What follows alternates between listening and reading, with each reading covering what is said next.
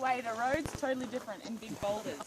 So the softer bits of rock, see the holes that you can see in the rock? Softer bits fall out, leaving little remnants of little rocks. Wind gets in there and slowly creates a fan, and then we get these big, nice, smooth holes. You'll see better examples of it in there, where the water actually sits inside the rock, and they create little pools. But this is a porous rock, which means that it absorbs water. Uluru, the water bounces off it. This actually absorbs the water. So, alright, you guys will need to watch this. How did it all happen? How did it get here? Well, we're going back 880 million years ago.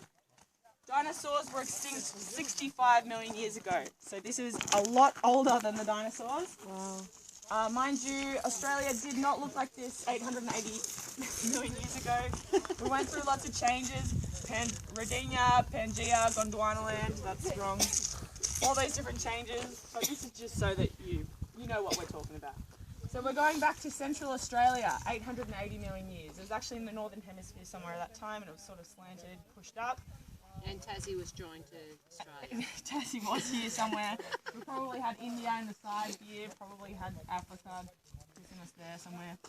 So here, so 880 million years. Now there was a depression in the Earth, which means that this was a big bowl, so it was under sea level. So what happened was, a thing called an orogeny happened. Now, if you can imagine, you know when you eat a mango, you cut the cheek off the mango, you cut it into squares and you pop it up. The Earth does that.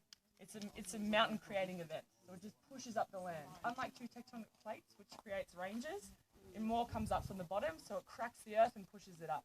So that happened here. So what it did was it created a massive mountain range. This was the Peterman orogeny, sorry.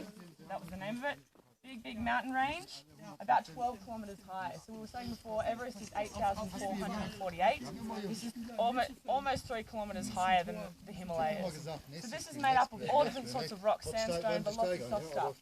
So over the next 50 million years, this actually eroded away with wind and erosion. So 50 million years, in the big scheme, is quite a short time, but because it was softer sediment, all eroded away.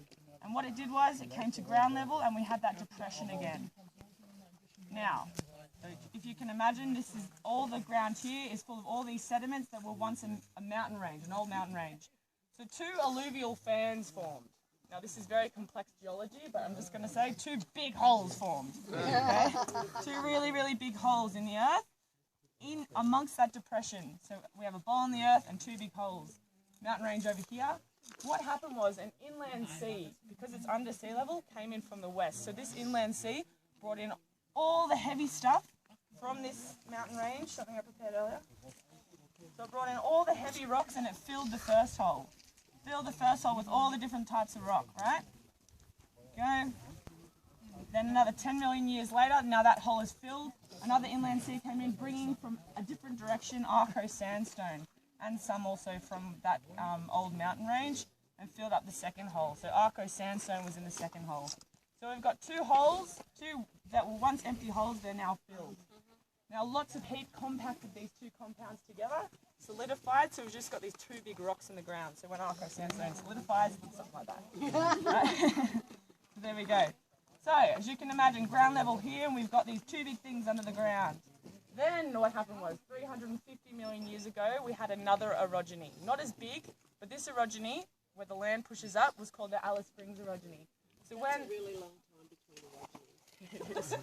It's not long enough. It's a very suggestive word as well.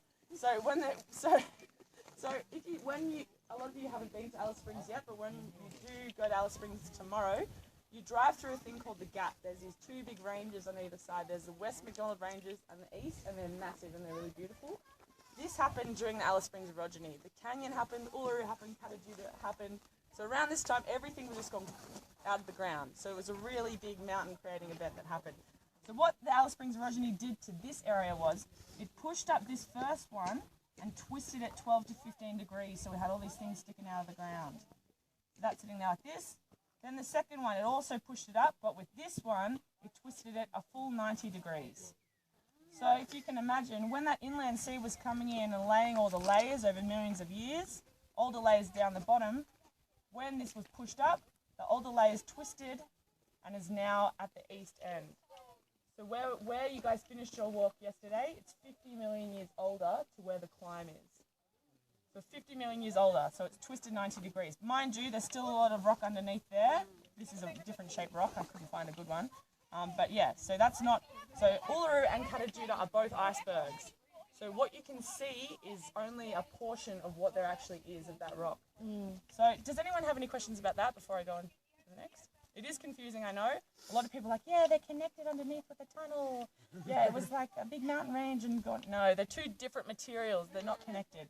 So let's get ready to do that. Right, so if you've got Uluru here, right, in the ground, 348 metres high, remember. Can anyone guess for me how much further under the ground it travels? You might know, but if you know, don't say. No, I have no idea. No idea? So 348. Now let's Didn't have that on the free magnet What's that? material. What did you say? 10 times.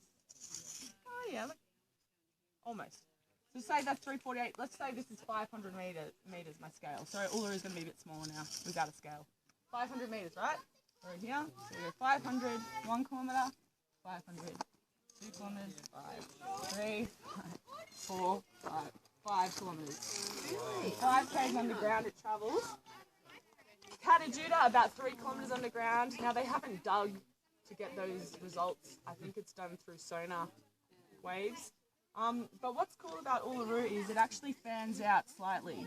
So you know the water hole that you saw yesterday, Uluru? The water is always there no matter how hot it is, because what the rock does is it doesn't absorb the water, so it sits in it, cradles it like a little bowl. So it's there all the time. So that's why a lot of the people lived around there, because they had a permanent water source. Kata absorbs the water. So that's why the rock is a lot more vulnerable. You see a lot more erosion happening here because it soaks it up. So it's a bit softer. Canyon tomorrow, a lot softer. So the canyon's really cool. Totally different material again. So I'll explain that tomorrow. But yeah, what else do I have to tell you? Does anyone have any questions? It does. So down, because it's just rained a lot, you guys are going to walk in this direction. Come around, I'll meet you at the top, just not at the top of that. Behind that is a lookout, I'll meet you there, and then we'll all come down to this part, and there's a lot of water down there. I think the waterfall might still be flowing. So it's not so muddy, it doesn't really, the type of rock that Aboriginals used for the rock art was called ochre. It's a different type of rock. So this sandstone stuff doesn't really create that sort of paste. So you won't see too much of that, but there is a little waterhole down there, actually, quite nice. At the moment, yeah. And also because the rock can absorb the water, you get little trees growing on the top because the root systems can go down. When we were driving in, you could see the trees up on top. It's a lot of stuff happening. There's moss, there's all different sorts of vegetation on the top. But then when we were at Uluru yesterday, there was no trees on top. No trees. But there was trees up in the cracks. Up in yeah, there were was actually. some, but here. It could be build-ups of. What do you mean? There's none in the cracks? Well, at Uluru there was trees growing in the cracks, but here the trees are actually growing up on top. Yeah, I see what you mean. I don't know, I could say at Uluru, they shouldn't grow on the top. I'd say that those aren't actually attached to the rock. Maybe there's like a pool, I don't know. I don't know. That's a good question. You got me that whole. Sorry. It was just Go on, Eleni. It was just when you walk around, you notice. And Wow, there's life up there. Also, you notice the black waterfalls here, just like Uluru. Yes. So they fade in the sun, but at the moment it looks a bit messy because it has been raining a lot. They're quite dark.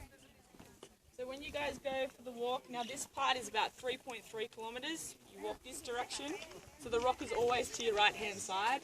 So it's opposite to yesterday, so it's on your right hand side. So walk around this direction behind this little mountain and you walk through a valley and you get all the beautiful domes that side. And then you walk up the hill and it's behind that dome. I'm going to go this way, it's really steep the way I go, but I'll meet you at the top and we'll all go down together. So right hand side? So right hand side. So this big